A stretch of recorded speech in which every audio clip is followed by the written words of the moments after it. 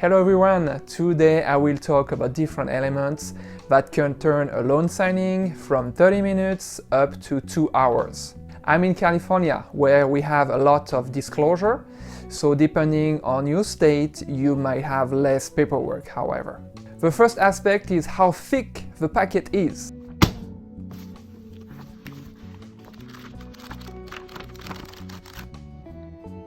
The easiest would be 60 to 90 pages if the lender has already sent to the signers documents to have them e-signed or docu-signed. Usually it takes 25 to 45 minutes. Then a full loan signing packet can be from 120 pages up to 170 pages, and this can be 45 minutes to an hour and a half. Finally, it's also possible to have an extra 40 to 60 pages if there is a second deed of trust, if it's a second loan.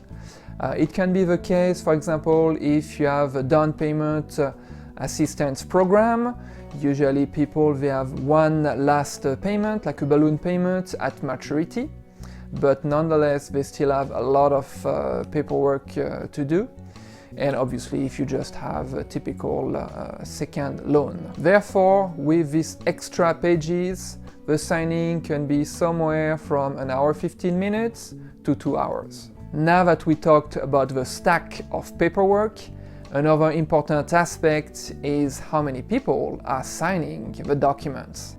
Obviously, the more signers, the more paperwork, and the more time. In some situations I had up to 4 signers, so it means more time passing documents from one person to another. This brings us to the third element that can increase the duration of the signing. It is how people sign and how long it takes them to actually sign. The best case scenario is someone that has a quick and easy scribble. For instance, I saw someone signing kind of like this. Well, some other scribbles take longer, but it's still pretty quick. It can be something like this. Then you have the people signing in a way where you can read their name, even if it's not literally printing. It takes longer, just like this.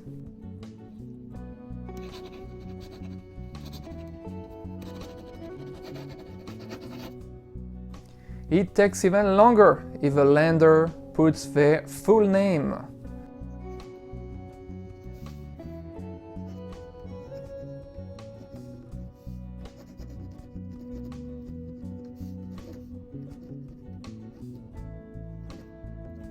In some situations, it can take even longer when people are not used to write too often.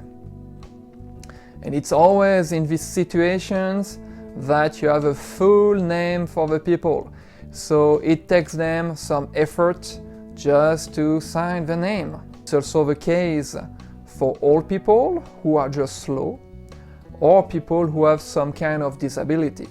It can be someone with carpal tunnel syndrome, someone with arthritis, or someone who has Parkinson. So in this situation, you just have to wait that they sign. Or someone who doesn't see well, for example. And there's nothing you can do about it. You just have to wait. This can take twice more time to complete your signing. Also, if people have to update the signature on the spot to be compliant with the lender's instructions, for them it can take some time to process each time they have to sign. Here's an example. You see here, let's say Frederick K. Johnson. If this person is used to sign F. Johnson and it's clearly readable, the lender would not be okay with it. So they would really have to sign the same way it appears in the document. They cannot undersign. Now they have to think about it each time they're signing. and trust me, it's not always natural for signers. This leads us to the fifth element that can increase time during your signing, and it is for basic errors to fix, such as signature errors, initials, or errors in the date. So in the previous example, the person may have just forgotten to sign with a new made-up signature for the lender. So obviously they have to strike through the incorrect signature, initial, and sign again. It adds time. Same thing for initials. They may be used to have two initials, but in the paperwork from the lender, there is the middle name or the middle initial. So in this case, they need three initials. Finally, if the date printed is incorrect or not readable, they will have to do it again to correct it, just like for the name. So strike through initial and print the correct one again.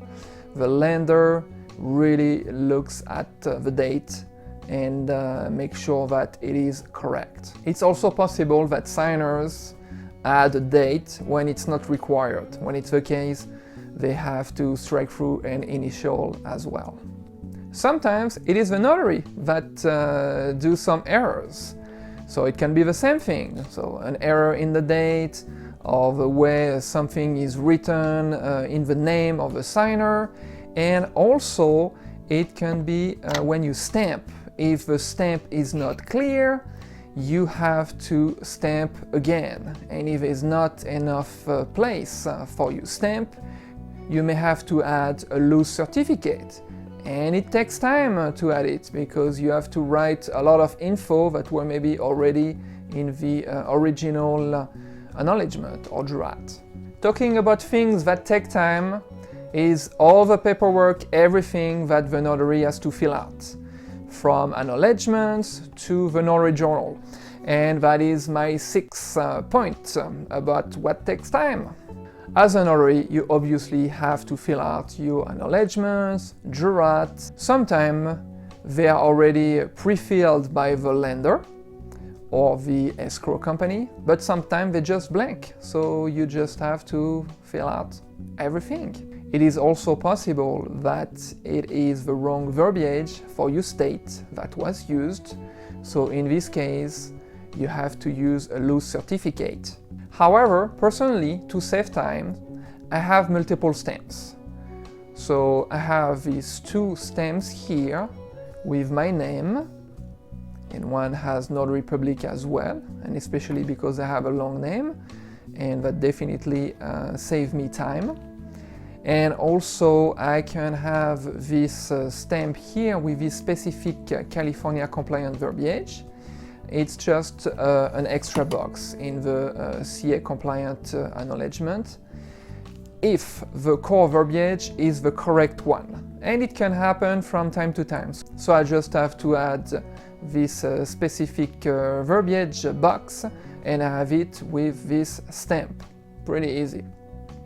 I also have another stamp that is specific to jurats, because a lot of times when there's a jurat that is not compliant, I have space to stamp the document and I just have to fill it out pretty easy. Something that I do when I have time is that I pre-fill all my acknowledgement and jurats when I have time. So I prepare everything, so I just have to sign and stamp when I am with the signers. It can be the same for my notary journal. So again, I fill out everything I can with the information provided. However, this has some limitations because obviously you cannot do it for your whole day because like most of the notaries, you may have some last minute signings or you don't know if something can be cancelled. So usually I can do it up to 2 people back to back. And as you need to have your journal printed in order of the people you signed, it can be a little tricky. However, for the pre-filled entries in your journal or in your notary acknowledgement, it definitely saves you time And even if it's basic, you do that all the time, you still need to write, and even by writing fast, 5 minutes here, 5 minutes there, and you get into 15 extra minutes for a signing. One last thing that helped me a lot to save time as a notary loan signing agent is the kind of notary journal that I use. As I am mainly signing loan docs, I use this journal called the Integrity Notary Journal. I purchased it on Amazon, and I'm going to show you right now how it is inside. So you basically only have to fill out one line for each signer, and then you just have to check and circle each kind of notarization you performed. So it's different than the modern notary journal, for example. A lot of people use this journal because each time you do an acknowledgement or jurat, you have to fill out one line with the signer's information. So it takes way longer. So I highly recommend to use such a journal to save on time. If you have multiple signers, imagine you have 4 signers and you have a modern notary journal, this can be a stretch. As a note, depending on the signer, you may have time to fill out your journal at the same time that he or they are signing their loan docs. But this does not always work if you have someone that really needs to be kind of babysitted, I would say, meaning that you need to pay close attention to make sure that they are not doing any errors, any mistakes in the documents. If I have time to fill out my acknowledgements and notary journal at the same time, it doesn't mean that I let them go through the document by themselves. No, I'm just saying then, for example, I tell them this is a requirement to have insurance on your property, sign and date. So at the same time as they're doing it, I'm in my notary journal filling out, like, let's say, the ID number. And then as soon as they're done, I go to the next document, I do the same, and I go back to my notary journal to continue to write in it. Now let's look at the 7th point that could delay your signing. It is when you have what we call readers. So as you can understand, it's people who want to read everything. By experience, I can tell you that usually readers are people who are trying to act important and as business people, but they actually don't know much. I'm not talking about someone taking the time to look at all the lines in a closing statement or note or closing disclosure to make sure that the numbers are correct. This is okay. It's usually the beginning of a signing, so the signer can be comfortable. So this is fine. And sometimes you can have a lawyer as well who decide to act like a lawyer, like thinking they have to read everything. I personally never had this issue with a lawyer, and I signed a few lawyers, and for them it was even easier, I would say. They were like, yeah, I know, whatever. But anyhow, if you have these readers, you have to work with it. So most of the time, it's the people who don't really want to listen to you. They don't want you to guide them through the documents. They're trying to do it at their own pace. So at the very beginning, you have to listen to them a little bit, be nice and patient. But someone who tries to read the full deed of trust, for example, that can be between 12 to 19 pages, trust me, they're gonna be tired after trying to read it. Or it's for the one trying to read the general provisions of the escrow. It's pretty standard document. So even if, as a notary, you would say there's nothing specific to you, it is standard documents, the same for everybody, some of them are still trying to read it. But as I'm saying, after reading a deed of trust, for example, usually after that, they're good. Usually these people initially want to lead the signing, don't listen to you, they cut you to go through whatever they have in mind. It works like this first, but then after they read one or two things, it's your goal to lead the signing again and to have them follow your pace and what you're telling them. And sometimes, even a lot of times actually, after they're done with a little reading that was kind of slow at the beginning, after, it's kind of them who are almost telling you, okay, next, you know, like if they read whatever they wanted and they know better this time, and it can go even faster at the end. So it's interesting individuals, I would say, but your goal is to work with them and to take control again so you don't waste too much time. This finally leads us to my 8th point that can influence the duration of your signing. It is knowledge and process, or processes. If you are educated and know your loan docs, escrow docs, this makes you comfortable and you can quickly address a question by showing your signers within the documents the answer. Your process is also very important. So you can present the documents in an order that addresses most of the questions your signers may have up front. And it helps relieve any apprehension they may have had. When you present docs, it has to be very concise, precise, and straight to the point. You want to breeze through docs without creating any unnecessary confusion. However, you may have to take the time for the important documents at the beginning of the signing. Just like I said before, the closing statement or borrower statement, the note, the closing disclosure, and the deed of trust. To conclude on this point, if the signer doesn't really care for explanation and just want to sign the documents, just go for it. You just have to turn pages, he signs, you notarize where you have to notarize, and that's it, perfect. To conclude this point, if the signer doesn't really care for explanations, even if it's a brief explanation, just go for it. So let him sign, or let them sign, and you just have to turn pages. And when you have to notarize, you notarize, and that's it. It's quick and easy. You can also ask the signers if they want to sign real quick and they don't really want any explanation, and if they have to leave ASAP, you don't know. Sometimes people think that a signing can be done in 15 minutes, when it's not the case.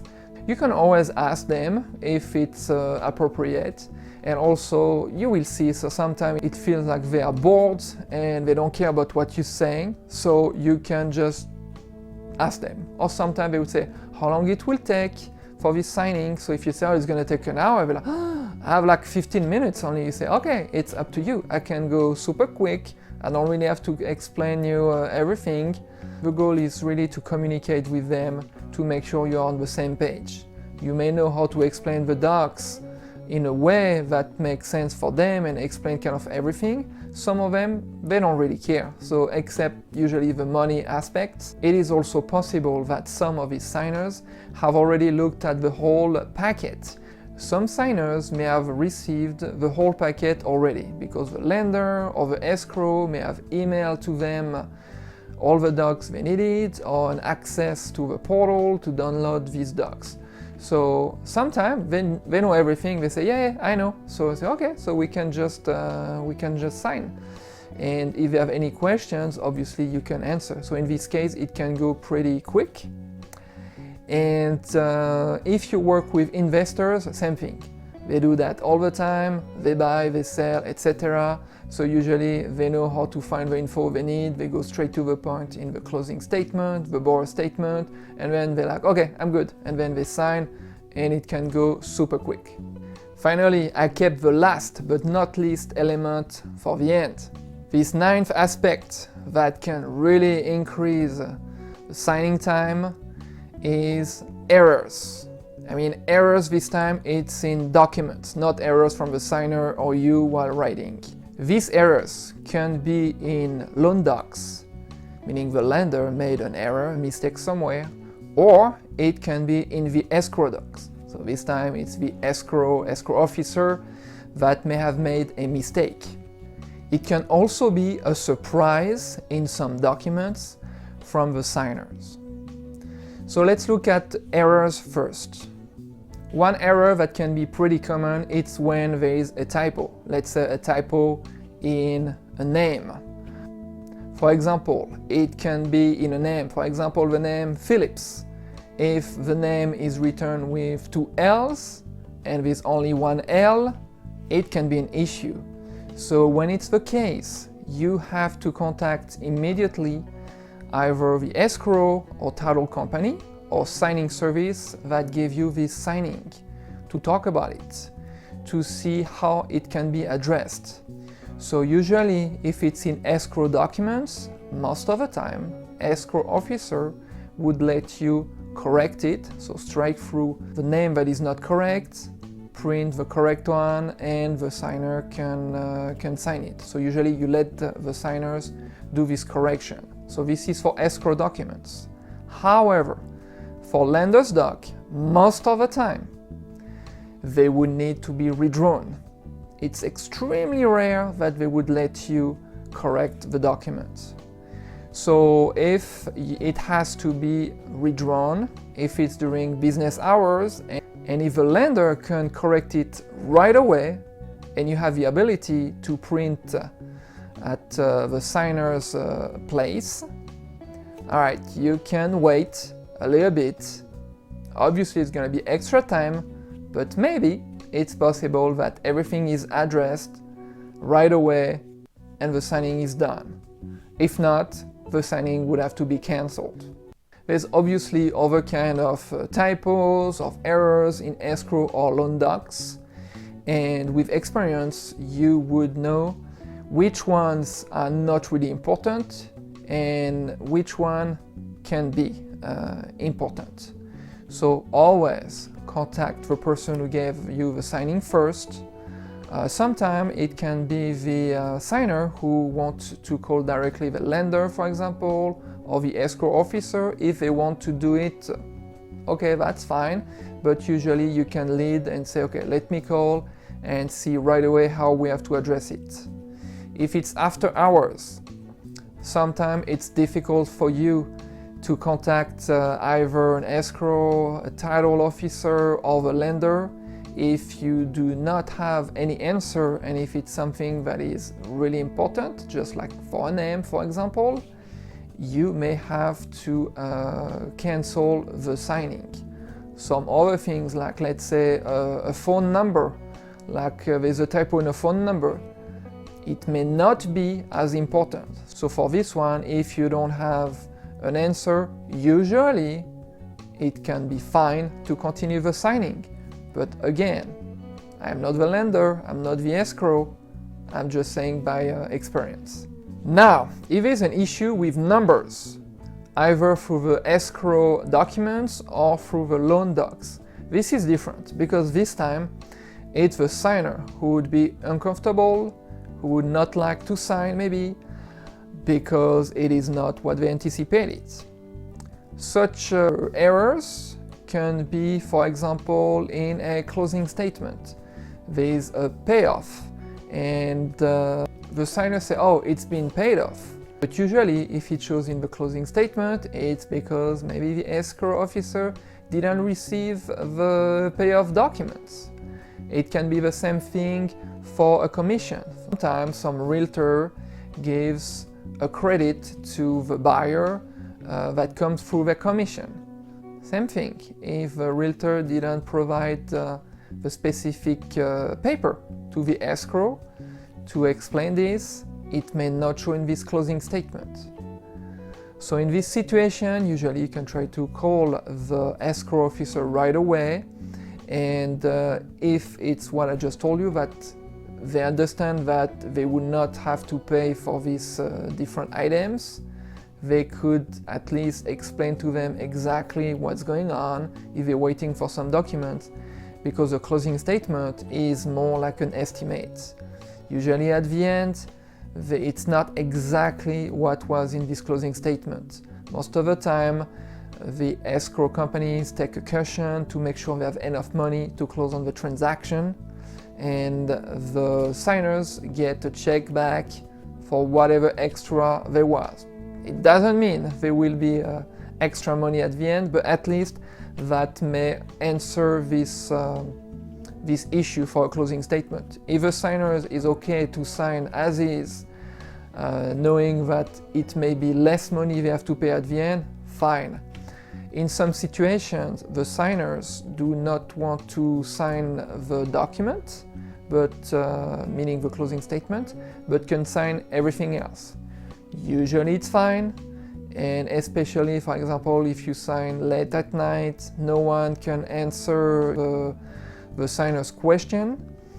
You can go through the signing, and the next day when the escrow office is open, usually they can talk about it to the escrow officer. If there's any correction to be done, they can do it at the escrow company and email it to the signer, who can e-sign it, DocuSign. I'm just giving it as an option. And because when something like this arises, you explain what I've just told you to the signer, and then it's up to them. If they just want to cancel the whole signing, continue to sign everything, that's really in the worst case scenario when no one can answer while you are at your appointment. Now, you can also have an error within the loan docs.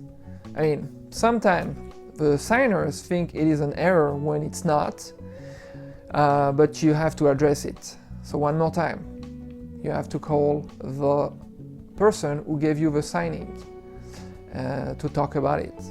Most of the time, the signer want to call the loan officer right away to talk about it.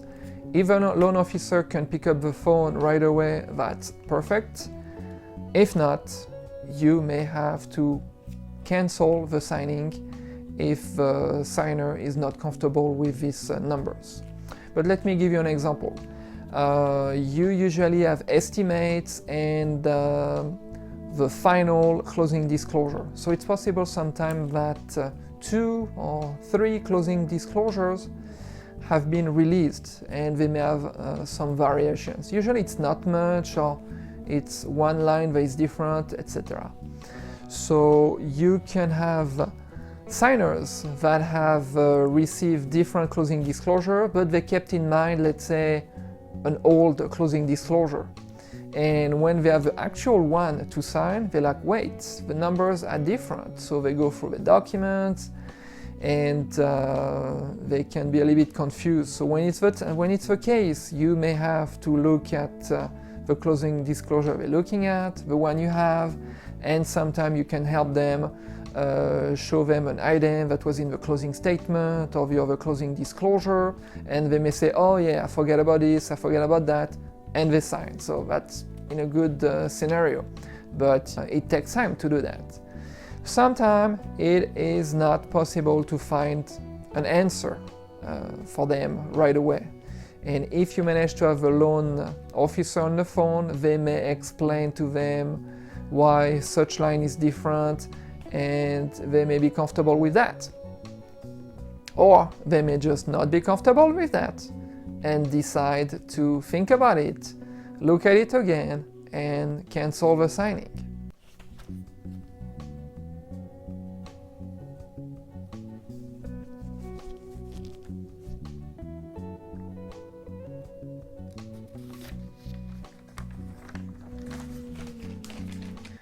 But for any issues with the loan docs, let's say you're signing at 10 at night, you cannot reach out to an escrow officer, to a lender, then it's up to the signer to sign the document and go with it and see if there's any correction to be done, or not being comfortable and decide to cancel the signing. You can obviously not force them to sign. You cannot assume what is not in the document, what you don't see.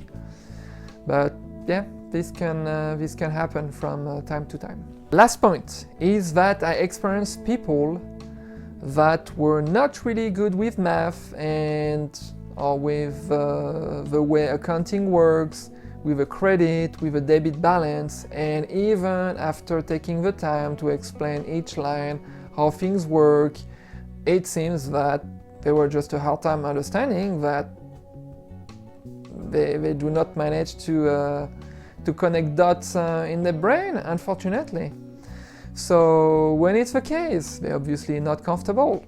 And when I've done everything I could and they seem not to understand or telling things that do not make sense, or you're like, man, how come they cannot understand this?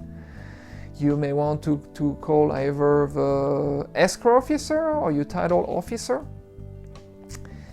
and or the lender. They may call the lender. So most of the time, the escrow or lender would say exactly the same thing that I said, but because it's the escrow officer or the lender, they would feel maybe more comfortable.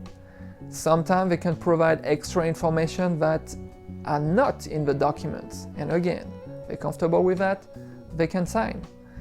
And I had the case not too long ago. Someone, I explained, I don't know, for 20 minutes something, then they called the lender took another 20 minutes to explain the same thing, and they're like, oh no, I don't understand why, if you tell me I have a credit here, I don't have, like, the price is not lower. I say yes, because it's charged on one side and you got a credit on the other side. So people could just not understand that. It was difficult for them to get it. And so anyhow, so it took forever. I still managed to have them signing the documents. They were okay at the end, but it was an extra 40 minutes just for something super easy. It happens. You have to be patient and deal with it. It's not under your control all the time. I think I was lucky enough. I only had one signing that was cancelled because there were some errors in the document, but I had like some others that had some issues. So either it could have been fixed on the spot, some were partially signed, but this can happen through your signings. So you have to deal with it. And if you thought you would be in and out in 30 minutes, sometimes it's an hour and a half. So hopefully you don't have like another signing right after planned, because things happen. Hope this was helpful. Thank you for watching and have a good one. Bye-bye.